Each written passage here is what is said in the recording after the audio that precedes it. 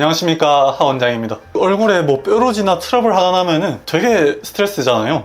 중요한 약속이라던가 매일매일 사람들 보는데 이거 조그맣게 올라온 트러블 하나가 얼마나 스트레스를 많이 주는지를 좀 알게 되면서 염증 주사 한 대를 놔드릴 때도 조금 더 노력을 하게 됐던 것 같은데요. 근데 여러분들이 아셔야 될 점은 이 트러블 상태에 따라서 염증 주사를 놓으면은 너무 좋을 때도 있고 염증 주사가 아닌 압출을 받아야 좋을 때도 있다는 점 혹시 아셨나요? 그 시점을 잘 모르고 마냥 좋다고 주사를 맞게 되면 경우에 따라서는 더 낫지 않고 더 심해지는 경우도 경험을 할 수가 있습니다. 그래서 오늘은 내 얼굴에 난 트러블 여드름이 압출을 받아야 되는지 염증 주사를 받아야 되는지 자세하게 설명을 하고 가는 시간을 가져보도록 하겠습니다. 염증 주사 압출 하나 받는데 사실 10,000원도 안 하는 시술이긴 하거든요. 저렴하게 바로 확 좋아질 수 있는 시술 중에 하나니까 오늘 영상 끝까지 보시고 부작용 없이 효과만 가져갈 수 있는 꿀팁 가져가면 좋을 것 같습니다.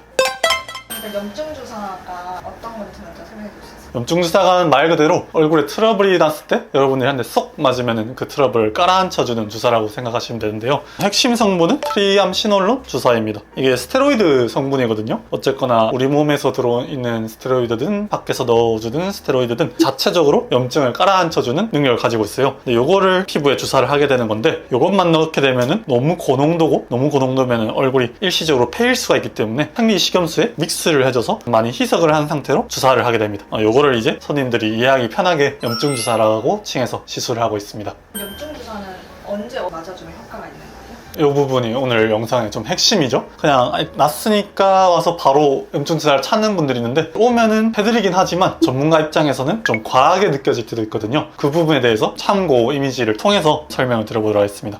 여기 보시면은 여러분 피부 모식도인데요. 여러분의 털이 있고 이쪽에 모낭 구조가 있고 모낭이 있으면 항상 옆에 피지샘이 있습니다. 이 피지샘이 되게 중요한 부분인데 이쪽에서 피지가 과잉 분비되게 되면은 트러블이 생기게 되는 거거든요. 그것을 시간 순서에 따라 보면 피지가 좀 과하게 분비가 됐는데 바깥쪽에 면포로 인해서 안이 막혔다. 그렇게 될 경우엔 안에 이제 피지샘이 가득 차게 됩니다. 이럴 경우 바깥에 피지선이 공기를 만나 산화하게 되면 블랙헤드 구조물이 형성되는데 여러분들이 피부 봤었을 때 하면서도 짜면은 쾌감을 느끼는 게 바로 이 깨 같은 블랙헤드라 보면 될 수 있을 것 같고요. 이 깨가 되기 전에 산화가 되기 전에 면포 그 자체로 고여있는 애들은 화이트헤드라고 우리가 칭합니다. 화이트헤드든 블랙헤드든 공통점은 피지선이 차서 모낭 안에 고여있는 상태라고 보면 되는데 사실 이 상태에서는 기름이 안에 차 있을 뿐이지 빨갛지도 않고 만져도 아프지도 않고 염증이 일어났거나 간염이 일어난 상태는 아니거든요. 주의할 점은 세균 입장에서 보면은 고여있는 기름원이 아주 맛있는 파티 페스티벌 그 자체의 공간이라 보면 되거든요. 잔치상이 잔뜩 차려진 거예요. 그래서 세균이 하나둘 증식하기 시작합니다. 그러면 어떤 일이 일어나느냐? 이 모낭 쪽에서 염증이 시작되는 거죠. 세균의 감염이 일어나면은 염증이 시작되고 우리 몸에서 백혈구가 와서 얘네들과 싸우기 시작하면서 피부 상태로 보시면 이렇게 빨갛고 붓고 만졌을 때 단단하고 열감이 일어나는 상태가 됩니다. 이때부터가 염증이 일어나는 상태라고 보면 될 것 같은데 이 염증이 조금 더 심해지게 되면은 이렇게 노란 농포가 형성됩니다. 세균이랑 백혈구가 싸워서 생겨진 전쟁터에서 폐허 덩어리라 보면 될 것 같아요. 이 염증이 심해지면은 비단 이 모낭 구조가 아니라 주변의 피부 구조까지 염증이 확산되면서 단단했던 피부 창벽이 이 염증 때문에 녹아서 흐물흐물해지고 여러분들이 피부를 만져보았을 때도 뭔가 약해진 상태가 됩니다. 여기서 더 심해지면은 주변 구조물이 다 녹아내리면서 회복이 되더라도 흉터가 되는 그런 일이 벌어진대요. 그러면은 염증 주사를 과연 어느 단계에 맞아야 되느냐? 처음에 이 면포 상태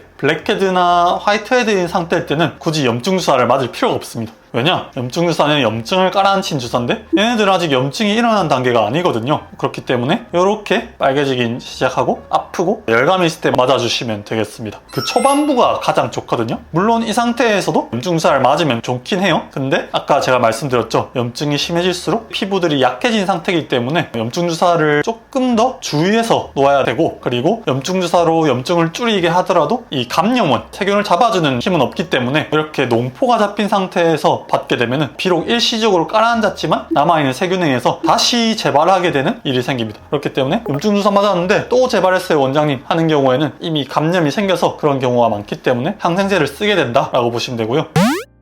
그래서 결론은 뭐냐? 이 블랙헤드, 화이트헤드 상태 때는 맞을 필요 없고 이렇게 빨갛게 살짝 일어나는 초기가 제일 좋고 농포가 올라왔을 때는 맞아도 좋긴 하지만 한계가 있다라고 보시면 될 것 같아요. 여드름이 몸에도 날 수 있는데 그런 데 맞아도 상관없는 거예요?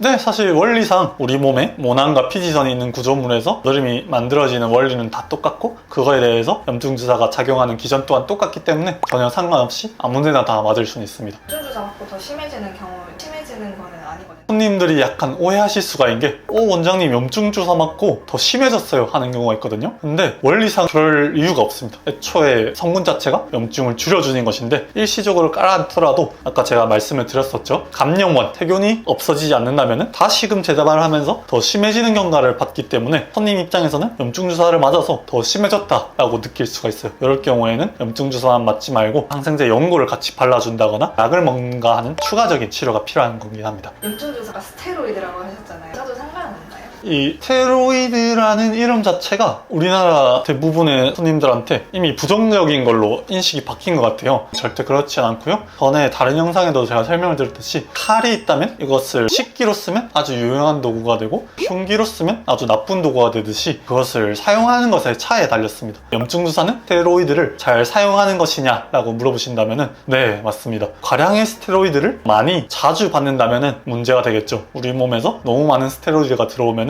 자체적으로 스테로이드를 생성하지 않으려고 하게 되고 그러면 각종 부작용이 나타나게 되는데 염증 주사에 들어가는 스테로이드는 아주 소량에 불과한 것이고 여러분들이 맨날 맞으러 오는 것도 아니기 때문에 염증 주사를 한 달에 한 번, 일주일에 한두 번 받는 식이 몸에 문제를 일으키냐 하면은 건강한 정상인에서는 절대 그럴 리 없다. 안심하고 받으셔도 될 것 같습니다. 반대로 압출이 필요한 경우도 있긴 하잖아요. 어떤 경우인 거예요? 네, 압출이 필요한 경우는 아까 염증이 생기기 전 단계가 뭐라고 했죠? 여기 면포 단계, 개방면포, 블랙헤드, 폐쇄면포, 화이트헤드 이 친구들일 때 딱 야무지게 짜주면 깔끔하게 나오면서 기분도 좋습니다. 그러면은 염증도 없기 때문에 완벽한 원인에 대한 해결책이 되는 건데요. 이 염증이 조금 있을 단계에도 압출을 해주면 좋긴 하거든요. 왜냐? 어쨌거나 안에 있는 나쁜 물질들을 빼주는 것이고 그러면 더 염증원이 없어지게 되고 그리고 여드름균들이 산소를 되게 싫어하는 현기성균들이거든요. 압출을 해줘서 바깥으로 구멍을 만들어주는 것만으로 산소가 들어가기 때문에 염증이 깔아앉는 효과가 있습니다. 근데 주의해야 될 점은 어쨌거나 이 압출을 한다는 것이 피부에 큰 압력을 가하는 행위인데 농포가 잡힌 단계에서부터는 피부 장벽이 많이 약해져서 피부가 연해진 상태인데 거기서 압출을 해서 자극을 준다. 자칫 잘못하면 흉터가 질 가능성이 있거든요. 그래서 이 단계부터는 숙련도가 높은 피부 관리사 선생님의 압출이 필요하고 신뢰도가 없거나 자신이 없으면 압출을 시도하기보다는 염증 주사를 맞고 그 구멍을 통해서만 살짝 빼내는 게 더 안전하다고 봅니다. 그래서 결론은 뭐냐? 면포, 블랙헤드, 화이트헤드인 상태에는 편하게 압출해주면 훨씬 좋고 그리고 미세한 염증이 있을 때는 압출을 해도 괜찮은데 강한 염증이 생겼을 때, 농포가 잡혔을 때는 함부로 하면 안 된다 라고 보시면 될 것 같습니다. 압출을 집에서 해줘도 상관없나요?